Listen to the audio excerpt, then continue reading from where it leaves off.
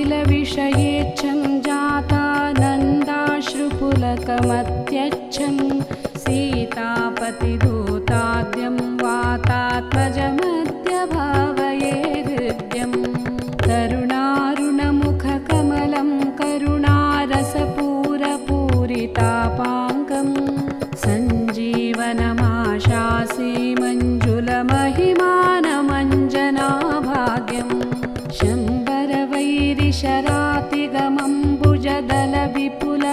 शम्बरवैरिशरातिगमम्बुजदलविपुललोचनोदारं कम्बुगलमनिलदिष्टं बिम्बज्वलितोष्टमेकमवलम्बे दूरीकृतसीतार्तिः प्रकटीकृतरामवैभवस्फूर्तिः दारितदशमुखकीर्तिः पुरतो मम भातु हनुमतो मूर्तिः वानरनिकराध्यक्षं दानवकुलकुमुदरविकरसदृक्षं दीनजनावनदीक्षं पवनतपः पाकपुञ्जमद्राक्षम्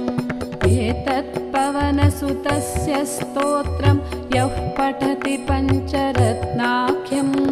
चिरमिह निखिलान् भोगान्